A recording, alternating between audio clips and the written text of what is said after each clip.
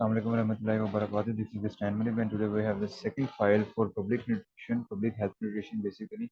तो इसके अंदर जो सेकंड फाइल है वो हमारी है डिजीज बर्डन एंड कंट्रोल पे। डिजीज बर्डन बेसिकली होता क्या है? ये ऐसी चीज है लाइक कि एक ओवरऑल क्या इम्पैक्ट आ रहा है, एक हेल्थ इशू जो है वो कितना जो है वो प्रिवेल कर रहा है, उसकी वजह से कितनी बीमारियां आ रही हैं, कितनी उसकी वजह से डेथ्स हो रही हैं। वो सारा क्या होता है? डिजीज बर्डन होता है। ठीक है, तो पहले समझ लो डिजीज क्या होती है।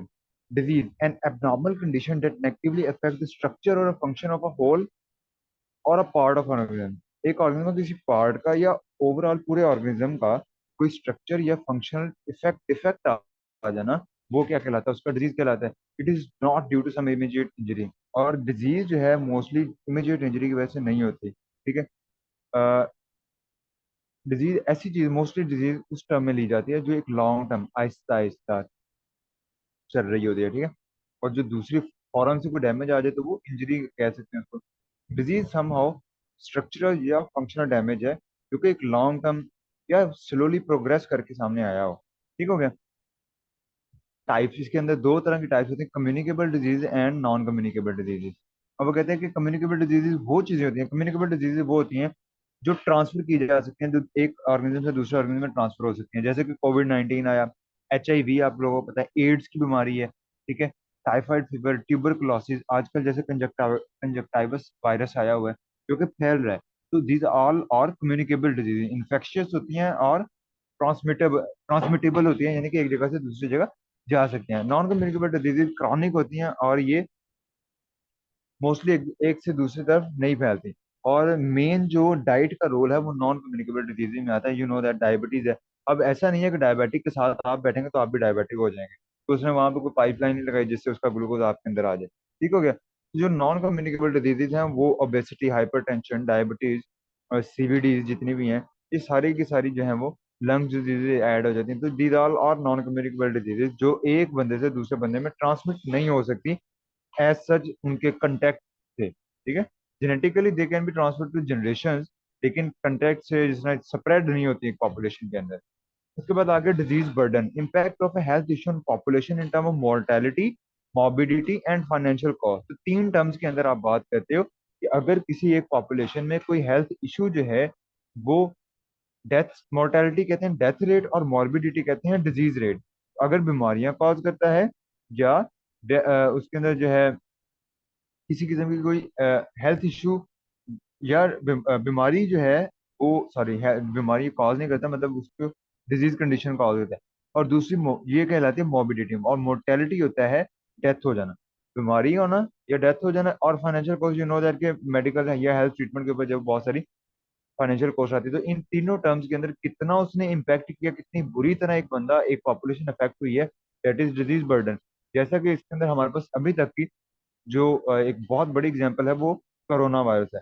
तो उसका जो डिजीज बर्डन था वो बहुत ज्यादा था, मोर्टेलिटी, डेथ रेट बहुत ज्यादा था, मॉर्बिडिटी फैला बहुत ज्यादा वो, और फाइनेंशियली उसने बहुत ज्यादा इम्पैक्ट रखा।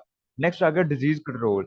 अब ऐसे तमाम के तमाम ऑपरेशन, तमाम की तमाम वर्किंग जो काम करती है रिस्क ऑफ ट्रांसमिशन पे, उसको कम करना, इंसिडेंस, फैलाव होता है, ड्यूरेशन, इफेक्ट, फिजिकल भी and psychological and financial burden of health to community. कि हेल्थ के इन तमाम बर्डन्स को, के रिस्क को कम करना है, बीमारी को फैलने से रोकना है, उसकी अकरेंस को रोकना है, उसकी ड्यूरेशन कम से कम रखनी है। ठीक है, जैसे कोरोना के अंदर यही किया जाता है कि कम से कम लोगों को हो और जल्दी जो है वो मुल्क जो है वो इससे आज़ाद हो जाए। पोलियो में हमें बहुत टाइम लग गया, लेकिन पोलियो क्या होता है, पोलियो से आज़ाद मुल्क कि हम जितनी भी फैल रही है बीमारी उसको कम करें, उसके इंसिडेंट्स को रोकें, ड्यूरेशन को रोकें, फिजिकल भी एंड फिजियोलॉजिकल भी। ठीक है, तो ये पॉइंट्स कुछ मैंने याद रखे, और जो रेड से मैं लिखता हूँ वो स्टोरीज होती हैं, स्टोरी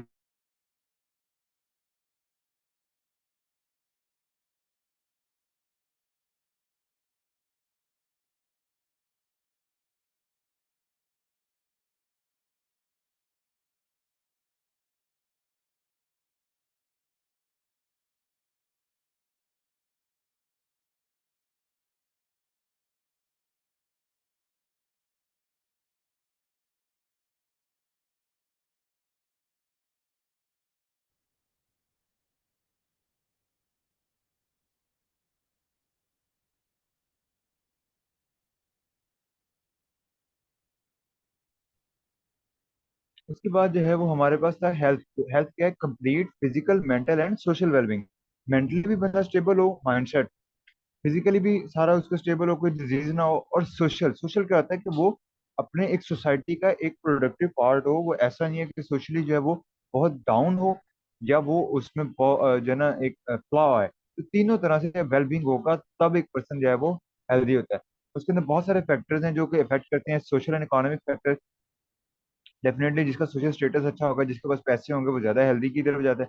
लाजिम नहीं है, लेकिन मोस्टली अगर वो हेल्दी, क्योंकि न्यूट्रिशन जो है थोड़ी सी महंगी होती है, ठीक है, तो वो भी डिपेंड करती है। बहुत ज्यादा जो रिच होते हैं, हो सकता है वो जंक फूड की तरफ चले जाएं, और लोग तो अफोर्ड ही नहीं करते अच्छा फूड, तो वो फिर जो है वो लोकल फूड पे आ जाते हैं, जिसकी वजह से वो भी हेल्थ स्टेटस अफेक्ट होता है। हेल्थ बिहेवियर, माइंडसेट, क्या आपको इन्फॉर्मेशन कितनी है, आपका हेल्थ की तरफ रुझान कितना है, ठीक है। क्लिनिकल केयर, दैट इज बात, availability of hospital, availability of clinical care होगी तो ही जो है वो आते हैं। और अच्छा, इनके परसेंटेज भी लिखते हैं, तो सबसे ज्यादा हेल्थ को अफेक्ट करते हैं social and economic factor, then health behaviour आता है, then clinical care. Genes and biology, कुछ चीजें फिक्स होती हैं, वो लाइक जेनेटिक्स, बीमारियां आती हैं कुछ लोगों की, वो 10%। और फिजिकल इन्वायरमेंट, जो इर्द गिर्द का इन्वायरमेंट है, वो भी 10% होता है, ठीक है। तो ये इनके फैक्टर अफेक्टिंग हेल्थ होते हैं। Building block of health, health के कुछ बिल्डिंग ब्लॉक्स हैं according to Seedhouse foundation theory of health. तो आपसे ये अलग से शॉर्ट क्वेश्चन भी पूछा जा सकता है कि explain the seed house foundation theory of health. तो ये बेसिकली मैंने इसकी एक स्टोरी भी बनाई हुई है। Basic need food, clothing and shelter, ठीक है। तो खाना, रोटी, कपड़ा और मकान का आपने सिस्टम सुना, फूड, क्लोथिंग एंड शेल्टर। तो फूड हो, क्लोथिंग, कपड़े एंड शेल्टर, जो रहने की जगह, ठीक है। तो ये बेसिक नीड है, ये बिल्डिंग ब्लॉक आता है पहला। Access to information about all factor affecting it, जितने फैक्टर हेल्थ को अफेक्ट करते हैं उनको मतलब इन्फॉर्मेशन होना, गाइडेंस होना। सेकंड पॉइंट है the skill and confidence to understand that information. और ये स्किल, ये कॉन्फिडेंस एक स्किल हो जाती है। बात है, अगर आप देखो, आप किसी के पास जाते हो, आप उसको न्यूट्रिशन की सारी इन्फॉर्मेशन डिलीवर कराते हो हेल्थ की, उसको समझ ही नहीं आए, ठीक है, तो उसका मतलब उसको स्किल नहीं है, उसके पास इतनी एबिलिटी नहीं है कि वो आपकी जो चीजें हैं उसको समझ पाए, ठीक है। तो पहले उसके अंदर जो जो बंदा है जिसको आपने इन्फॉर्मेशन देनी है, वो इस काबिल होना चाहिए कि वो आपकी दी हुई इन्फॉर्मेशन को एक्सेप्ट कर सके। अगर उसे आप कहते हो कि सोशल फैक्टर्स अफेक्ट करते हैं, तो उसे ये भी पता होना चाहिए कि सोशल फैक्टर होते क्या हैं, ठीक है, और वो उस चीज को समझ सकता हो, आपकी लैंग्वेज को अंडरस्टैंड कर सकता हो। एंड लास्ट पॉइंट है the understanding that a person is not isolated but is a part of physical and social environment. और हेल्थ का चौथा पॉइंट क्या आता है, वही फिजिकल एनवायरनमेंट वाली बात, कि कोई भी इंसान अकेला नहीं होता, उसकी तमाम की तमाम, एक बंदे की हेल्थ हमेशा उसके साथ वाले पे डिपेंड करती है। क्यों? क्योंकि अगर वो साथ वाले जो खाएंगे, मोस्ट प्रोबेबली वो भी वही खाएगा। अगर साथ वालों ने कुछ बाहर का डिमांड कर दिया, तो उससे भी वही खाना पड़ेगा। अगर जो है वो घर में रहता है, तो डेफिनेटली जो घर के मेन बंदा होगा, बोले रहे हैं, या कोई घर में मेन पर्सन है, तो ही और she will be responsible for affecting that whole, कि क्या बनेगा, क्या करना है, क्या नहीं करना, ठीक है। हेल्थ से रिलेटेड, न्यूट्रिशन से रिलेटेड बात कर रहा हूँ, खाने पीने से रिलेटेड। और हेल्थ स्टेटस भी इसी तरह उस पर ही मैटर करता है, कि जो इंसान है वो एक फिजिकल और सोशल एनवायरनमेंट का पार्ट है, वो अकेला नहीं है। तो जब ये चार चीजें होती हैं, बेसिक नीड्स फुलफिल हो जाएं, इंफॉर्मेशन हो तमाम फैक्टर्स की, उसके बाद उनके पास स्किल हो उन फैक्टर्स को समझने की, और ये बात अंडरस्टैंड कर लेना कि एक पर्सन जो है वो आइसोलेटेड नहीं है, बट एक फिजिकल और सोशल एनवायरनमेंट का पार्ट है। तो ये चारों चीजें जो हैं वो बिल्डिंग ब्लॉक ऑफ हेल्थ होती है। हेल्थ प्रमोशन, ये ऐसा प्रोसेस है जिसके अंदर आप लोगों को इनेबल करते हैं। देखो, एक चीज होती है हेल्थ गाइडेंस, इसमें आप सिंपली जाओ, उन्हें बता के आ जाओ कि भाई हेल्थ ये है, आपको ये करना चाहिए, ये नहीं करना चाहिए, आपने खुद से बताया। तो वो होती है सिर्फ हेल्थ की गाइडेंस देना, ठीक है। हेल्थ प्रमोशन क्या होती है कि इनेबल पीपल, लोगों को इस काबिल करना कि वो खुद ब खुद अपनी हेल्थ को इंप्रूव करने की कोशिश करें, ठीक है। इसी यही काउंसलिंग का भी पार्ट होता है, एक्स्ट्रा इन्फॉर्मेशन के तौर पर बता रहा हूँ, यही आपकी काउंसलिंग का पार्ट भी होता है, कि जब आप बात करते हो अपने क्लाइंट से, तो आपने इम्पोज नहीं करना होता कि तुम गलत कर रहे हो, सिगरेट पी रहे हो, या तुम गलत कर रहे हो, जंक फूड खा रहे हो। मेक देम फील, और दिलवाएं कि ओके, ये आप जो है, आवाज आ रही है ना मेरी? जल्दी से कंफर्म करना।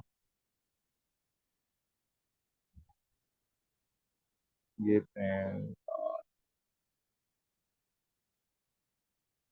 आवाज आ रही है बच्चों?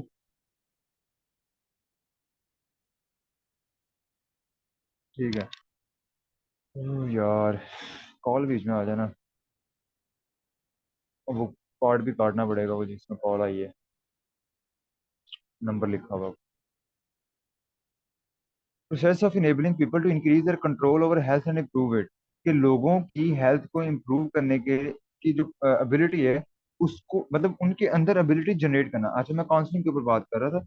काउंसलिंग बेसिकली क्या होती है कि आपने अपने क्लाइंट के अंदर से उससे ये बात जो है वो एम्फसाइज करनी है, उसको खुद से जो है वो ये बात उसके अंदर से आए कि हाँ ये ठीक बात है और मैंने ये करना है। ठीक है, तो यहाँ पे हेल्थ प्रमोशन के अंदर क्या होता है कि आप जो है उसके अंदर से इनेबल पीपल, लोगों को इस काबिल बनाए कि वो अपने हेल्थ को इम्प्रूव करें।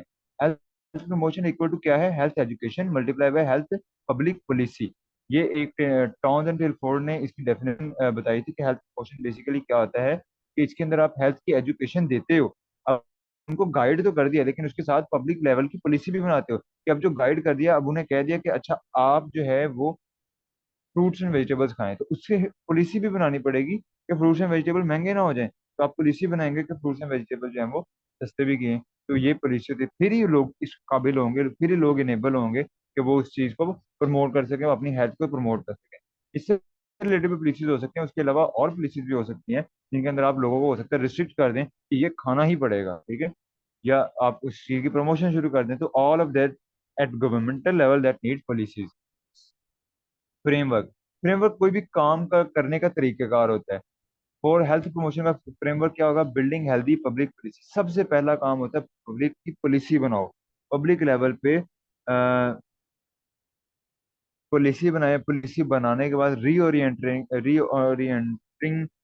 Health services, building healthy public policy. एक तो पॉलिसी बना ली, उसके बाद हेल्थ सर्विसेज को क्या करें? रीओरिएंट करें। रीओरिएंट का मतलब क्या होता है कि आप जो पब्लिक पहले से हेल्थ पॉलिसी चल रही हैं या हेल्थ सर्विसेज हैं उनको मजीद बेहतर करें, ठीक है, नई टेक्नोलॉजी ले आए, नई ट्रेनिंग्स करें उनकी, ठीक है। वो कब होती है नई टेक्नोलॉजी, कब आती है नई ट्रेनिंग, कब आती है? आफ्टर पब्लिक पॉलिसी, एक पॉलिसी बनाने के बाद ये चीजें आती हैं। Developing the personal skill of the practitioner and the public, जब आपने हेल्थ सर्विसेज को अब सर्विसेज ले आए हो, तो सर्विसेज के बाद अब उन सर्विसेज के मुतालिक लोगों को और प्रैक्टिशनर जिसने उस सर्विस को इस्तेमाल करना वो भी, और जिसके लिए वो सर्विस है उसको भी उनके मुतालिक स्किल्स डेवलप करें, ठीक है। पर्सनल स्किल्स के लोग, प्रैक्टिशनर की स्किल्स के वो कैसे काम करेगा, और पब्लिक की किस स्किल के वो जो है वो उस इंफॉर्मेशन को अंडरस्टैंड कैसे करेंगे।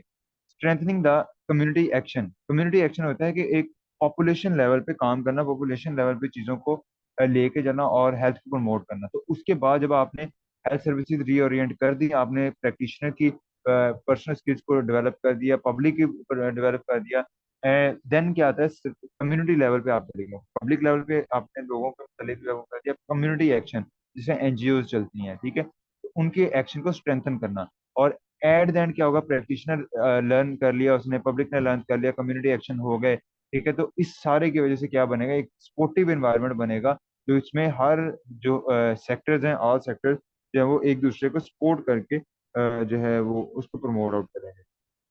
नेक्स्ट आ गया ways to promote health by Freudenberg. ये इसने एक थ्योरी दी थी, एक फ्रेमवर्क इसने दिया हुआ है। एडवोकेट हेल्थ प्रमोटिंग पॉलिसीज, ये इसकी साइड में मैंने लिखी हुई है। अगर फ्रेमवर्क के 5 पॉइंट को बेस बना लो तो सबसे पहले वहां पॉलिसी बनाई थी, यहाँ एडवोकेट कर रहे हैं। मतलब इससे और इससे याद, ये याद करने के तरीकेकार है। अगर आपको ये 5 पॉइंट याद आएंगे तो उसी से हमने ये मैंने पांच निकाले होंगे। तो वहां हम ऊपर हमने फ्रेमवर्क में क्या कहा था? पॉलिसी बनाएं। यहाँ हम कर रहे हैं पॉलिसी को एडवोकेट। एडवोकेट होता है कि पॉलिसी बन गई है तो उसको आगे क्या करें? उसको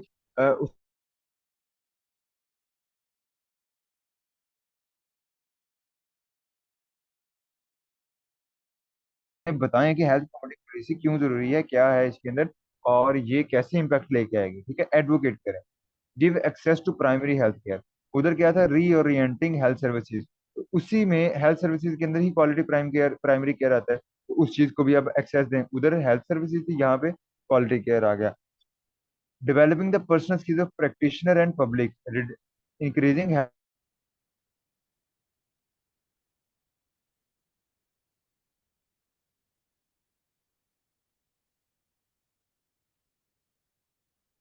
ठीक है। इसके अंदर जो है वो नेक्स्ट क्या आता है कि हेल्थ नॉलेज को इंक्रीज कर दिया। इधर हम क्योंकि पर्सनल स्किल डेवलप कर रहे थे, इधर हमने हेल्थ नॉलेज को इंक्रीज कर दिया। यहाँ पे हमने कहा कम्युनिटी एक्शन को स्ट्रेंथन करना है। जब स्ट्रेंथन हो जाता है तो फिर रिस्की बिहेवियर्स कम हो जाते हैं। कम्युनिटी लेवल पे जब आप जाके लोगों को प्रमोट करते हैं, या एनजीओ जब प्रमोट करती हैं, तो फिर आपका रिस्क लेवल जो है वो कम हो जाता है। एंड लास्ट था सपोर्टिव इन्वायरमेंट, और यहाँ मैंने कर दिया इंक्रीज सोशल सपोर्ट। तो पहले 5 पॉइंट दोनों के मैंने एक जैसे कुछ मिलते जुलते से कर दिए थे, ताकि याद करना जो है वो आसान हो जाए। उसके बाद आ जाता है मीट बेसिक नीड। ये अलग, वो जो हमने ऊपर पॉइंट किए थे कि रोटी कपड़ा और मकान। रिड्यूस इनकम इन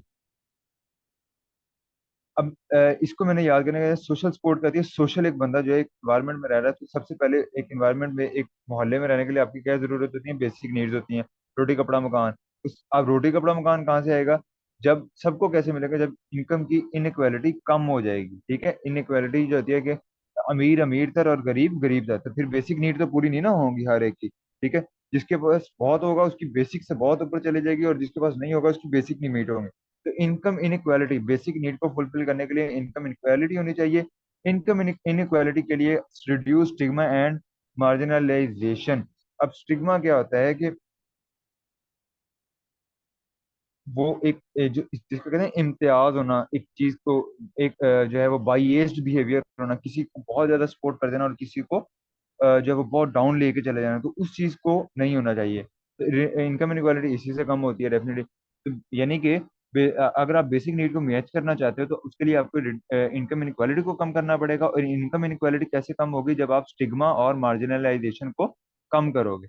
ठीक है, और जब ये सारा कुछ हो जाएगा, तो दोबारा क्या है, ये पॉइंट है create social supportive social environment. वही पांचवा पॉइंट फिर आ गया। इंप्रूव अर्बन फिजिकल इन्वायरमेंट, और फिजिकल इन्वायरमेंट को क्या है, प्रमोट करें। ये उसने बताया हुआ है, ये जो है वो ट्रायंगल वगैरह, तो ये आप देख लेना। Disease prevention, prevention of occurrence of disease and stopping its progression and reducing affect if occur. पहला टारगेट क्या होता है कि अगर डिजीज नहीं हुई तो उसको प्रिवेंट करना, उसको रोकना है। ठीक है, और दूसरा क्या होता है कि अगर हो गई है, तो अभी बेसिक स्टेज पे है, तो उसको सीवियर होने से बचाना है। ठीक है, और उसके इफेक्ट्स को कम से कम करने की कोशिश करनी है। ठीक है, तो ये क्या कहलाता है? Disease prevention. इसके अंदर primordial prevention, primordial inhibition of environment, economic, social and behaviour and cultural risk factor. जितने भी ऊपर फैक्टर्स हैं ना हेल्थ को अफेक्ट करते हैं, उनके रिस्क फैक्टर को, डिजीज के रिस्क फैक्टर को कम कर देना है। मोर्डियल था बीमारी, हमने कहा ना मॉर्बिडिटी, बीमारी। तो प्री मोर्डियल अभी जिस बीमारी से पहले, यानी कि रिस्क आ चुका है, बीमारी अभी नहीं आई, उन्हीं रिस्क फैक्टर्स को कम कर देना। जैसे हमारे पॉपुलेशन के अंदर चीनी बहुत खाई जा रही है। ठीक है, तो उसकी वजह से रिस्क क्या है? ये हो सकता है कि मोस्ट प्रोबेबली आगे डायबिटीज बहुत ज्यादा फैल रही है। ठीक है, अभी जिसमें बीमारी नहीं है, तो आप चीनी को कम करवा दें उसके, तो definitely that is primordial prevention. कि बीमारी के होने से पहले पॉपुलेशन के अंदर उससे उन तमाम रिस्क फैक्टर को, जिन जो आपको लग रहे हैं कि उनकी वजह से बीमारी हो जाएगी, उनको खत्म कर देना। ठीक है, रिड्यूसिंग अनहेल्दी, जैसे अनहेल्दी ईटिंग इनएक्टिविटी को बच्चों में कम करना, या ताकि वो ओबिसिटी और डायबिटीज वगैरह से बच सके। उसके बाद आ जाती है प्राइमरी प्रिवेंशन, ये सेकेंडरी दूसरा लेवल है, यानी कि targeting and resolving risk factor before occurrence of disease. ठीक है, ऊपर वाला था कि रिस्क फैक्टर को ही ना होने देना। जैसे मैंने बताया ना कि बच्चों के अंदर, अब आपको पता है कि बच्चों के अंदर एक आदत होती है कि वो अनहेल्दी पसंद कर रहे हैं। आप उनको वो आदत पड़ने ही ना दें, यानी कि अभी रिस्क फैक्टर भी नहीं आया और आपने उनको करने ही नहीं दिया, तो वो होता है प्री मॉर्डियल प्रिवेंशन। प्राइमरी प्रिवेंशन ये है कि रिस्क फैक्टर आ चुके हैं, बच्चे अनहेल्दी खाना शुरू हो गए हैं। अब आपने क्या करना है? अब आपने टारगेट करना है, और उसके बाद उन रिस्क फैक्टर को रिजॉल्व करना है। तो इससे अगली स्टेज होती है, जैसे इनएक्टिव पर्सन को मोटिवेट करना कि वो एक्टिव हो जाए, इससे पहले कि वो ओबीज हो जाए, इससे पहले कि वो मोटा हो जाए, तो वो इससे पहले एक्टिव हो जाए। तो अब जो वो इनएक्टिविटी है, वो उसका रिस्क फैक्टर है, वो उसकी बीमारी नहीं है। ठीक है, इसको आप सॉल्व आउट करोगे। It is based on health promotion and specific protection. Health promotion और स्पेसिफिक प्रोटेक्शन हो, तो ये उस पर बेस करता है। हेल्थ प्रमोशन क्या होती है? हेल्थ एजुकेशन, क्यों, किसके through? Health education, nutritional intervention, lifestyle and behaviour change, environment modification. कुछ भी समझाने वाला नहीं है, जनरल लफ्ज है। और स्पेसिफिक प्रोटेक्शन क्या होती है? ये तो होती है जिसके अंदर आप लोगों को गाइड करते हो कि ये कर लें, वो कर लें, इस तरह का हेल्थ बिहेवियर लेके आए, ये जो है वो वे चूज करें। इस तरफ है स्पेसिफिक प्रोटेक्शन, जिसके अंदर आप खुद प्रॉपर न्यूट्रिशन प्रोवाइड करते हो। बीमारियों से बचाना है तो इम्यूनाइजेशन, कोई डेफिशिएंसी है तो nutrition supplementation, safety of drug and food, controlling environment hazard. यानी कि वो चीजें जो डायरेक्टली एक इशू को सॉल्व कर सकती हैं या कॉज कर सकती हैं, उनको डायरेक्टली सॉल्व आउट कर देना, वो स्पेसिफिक प्रोटेक्शन है। और लोगों को गाइड करना कि वो उन चीजों से बच के रहें, या एक न्यूट्रिशन अपने आप को या वो प्रमोट करें, तो वो होती है health promotion. Strategies of primary prevention, ये जो प्राइमरी प्रिवेंशन है इसकी कुछ स्ट्रेटेजीज हैं जिसके अंदर दो तरह की हैं, पॉपुलेशन मैस स्ट्रेटेजी और हाई रिस्क स्ट्रेटेजी। पॉपुलेशन या मैस स्ट्रेटेजी, इसके अंदर आप क्या करते हो, पॉपुलेशन लेवल पे जाते हो, मतलब जैसे उकाड़ा है या हमारा फैसलाबाद समझ लो। फैसलाबाद के अंदर क्या है कि एक पॉपुलेशन है, एक स्पेसिफिक पॉपुलेशन, 50% पॉपुलेशन को कोरोना हो गया, मिसाल है। तो उसके अंदर अब इसके अंदर क्या हुआ कि इसके अंदर जब इंटरवेंशन आई, अगर पॉपुलेशन स्ट्रेटेजी आती है जिसको मैस स्ट्रेटेजी कहते हैं, इसमें तमाम के उन्होंने टेस्ट किए, तमाम के तमाम को उन्होंने दवाइयां दी, इररिस्पेक्टिव ऑफ किसी को है किसी को नहीं है। ओवरऑल पूरी पॉपुलेशन को देख लेना, जहाँ पे रिस्क फैक्टर था कि ये बीमारी यहाँ पे फैल रही है, ओवरऑल ही उसी रिस्क फैक्टर को पकड़ के सारों में इसको सॉल्व कर देना, ठीक है। सारों को ही उसकी इंटरवेंशन अप्लाई कर देना, बगैर ये देखे कि कौन रिस्क पे है कौन नहीं है, एक पॉपुलेशन पे आपने इफेक्ट करा। ये होती है कि इसके अंदर स्पेसिफिकली हाई रिस्क पीपल को डिटेक्ट करते हैं पहले, उनको फाइंड आउट करते हैं, एंड देन उनके ऊपर प्रिवेंटिव केयर जो है वो अप्लाई करते हैं। सर्विसेज एंड एक्टिविटीज के अंदर हमारे पास आ जाता है vaccination and post exposure prophylaxis. Vaccination आपको पता है रिस्क फैक्टर होता है, तो उसको सॉल्व आउट करने के लिए जो बीमारी जो है, ताकि बीमारी ना हो, तो उसके लिए आप वैक्सीनेशन करते हैं। ये पोस्ट एक्सपोजर प्रोफाइलैक्सिस, प्रोफाइलैक्सिस इतना प्री प्रोफाइलैक्सिस को कहते हैं प्रिवेंटिव ट्रीटमेंट, कि अब एक्सपोज हो गया वो रिस्क फैक्टर से, अभी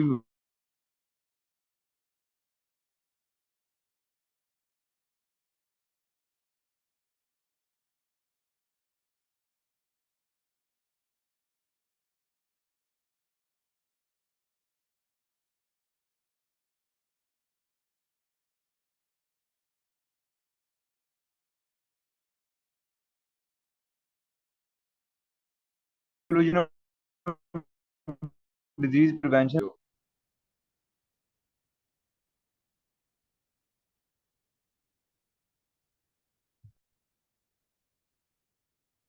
फिर लास्ट रह गया सेकेंडरी प्रिवेंशन। सेकेंडरी प्रिवेंशन क्या होता है कि इसके अंदर आफ्टर अकरेंस, अब डिजीज हो चुकी है, तो उसके बाद आपने इसकी मजीद प्रोग्रेशन को रोकना है कि ये आगे मजीद ना सीवियर हो, ठीक है, इरिवर्सिबल स्टेजेस की तरफ ना चले जाए, कि इतना सीवियर डैमेज ना हो जाए कि उससे वापस आना मुश्किल जो है वो नामुमकिन हो। तो उसकी स्टेज, ऐसी स्टेज पे जब आप अप्लाई करते हो तो दैट इज सेकेंडरी प्रिवेंशन। अब इसके अंदर रिस्टोर करना होता है, तो इसके अंदर सर्विसेज एंड एक्टिविटीज देख लो। Population based screening programme for early detection of disease, बीमारियों को डिटेक्ट करने के लिए स्क्रीनिंग प्रोग्राम करना, लोगों के अंदर कैंप्स लगा के या वैसे चेकआउट करा लेना। Provision of maternal and child health programme, screening and prevention of congenital disease. Congenital कहते हैं जो बॉर्न ब्रेन से रिलेटेड डिजीज होती हैं, सॉरी वो कॉग्निटिव होती हैं। कंजेनिटल होती हैं जो कि बर्थ से स्टार्ट हो जाती हैं, जैसे कि बर्थ डिफेक्ट्स जिनके अंदर आती है ना, तो पैदा होती है बीमारियां, वो कंजेनिटल होती हैं। तो maternal and child health programme जो प्रोवाइड करना, उसके अंदर लोगों की, मदर्स की और चाइल्ड चिल्ड्रन की या इन्फेंट्स की स्क्रीनिंग करना, उन प्रॉपर डायग्नोसिस करके उनकी प्रॉपर केयर करना। Provision of chemo prophylactic agent to control risk factor, यानी कि ऐसी मेडिसिन देना जो कि अफेक्ट बीमारी के हो जाने के बाद रिस्क फैक्टर को कंट्रोल करने के लिए इस्तेमाल की जाती है, जैसे हाइपरटेंशन। हाइपरटेंशन अब हो गई है एक बीमारी, तो उसका एक रिस्क फैक्टर है हाइपरटेंशन, तो आप हाइपरटेंशन को कंट्रोल करने के लिए मेडिसिन दे देते हो, ताकि ओवरऑल कंडीशन जो है वो वर्स्ट की तरफ ना आ जाए। और टर्शियरी प्रिवेंशन होता है कि इसके अंदर जो है वो बीमारी भी हो जाती है और सीवियर भी हो जाती है, लेकिन अब क्या हो जाता है कि परमानेंट डिसेबिलिटीज को रोकना है, ठीक है। अब ये जो टर्शियरी प्रिवेंशन है, ये इस स्टेज पे आ गया कि बंदा वापस रिकवर नहीं हो सकता, ठीक है, लेकिन उसके अंदर आगे अगर वो हो जाएगा तो डिसेबिलिटी हो जाएगी, कोई ऑर्गन या प्रॉपरली कोई ऑर्गन फंक्शनली या स्ट्रक्चरली मुकम्मल तौर पर डैमेज हो जाएगा। उस स्टेज में फिर क्या होता है, टर्शियरी प्रिवेंशन दी जाती है, और इसके अंदर डिसेबिलिटी लिमिटेशन और रिहैबिलिटेशन पे काम किया जाता है। हेल्थ प्रमोशन डिजीज प्रिवेंशन की टिपिकल एक्टिविटीज, मैं नाम से बता रहा हूँ, कम्युनिकेशन, लोगों को गाइड करें, लोगों को अवेयर करें, मैस मीडिया के थ्रू, न्यूज लेटर है, अपना सोशल मीडिया है, अपना प्रोग्राम्स करें ऐसे, ठीक है। एजुकेशन के अंदर क्या है कि लोगों को एम्पावर करें और उन्हें उनके बिहेवियर चेंज को थ्रू योर नॉलेज अपने ऐड होती है, जिसके अंदर लोगों को अट्रैक्ट करना, तो नॉलेज एजुकेशन ये है कि उनको प्रॉपर रीजन दें कि ये इस तरह जो है इस वजह से आपको इम्प्रूव करना चाहिए, ठीक है, और उनके अंदर कैपेसिटी बिल्डिंग करें कि वो खुद अपने डिसीजन लें। और थर्ड पॉइंट क्या होता है, पॉलिसी सिस्टम एंड इन्वायरमेंट, कि पॉलिसीज बने, सिस्टम्स जो है वो ऑर्गेनाइज, सिस्टम से मुराद होता है ऑर्गेनाइजेशन, इदारे, वो अपना काम करे, और इन्वायरमेंट को जो है वो प्रमोट किया जाए, ताकि ओवरऑल हेल्थ जो है वो इम्प्रूव हो जाए। That was all about this. I hope that you enjoy the lecture. Thank you so much for being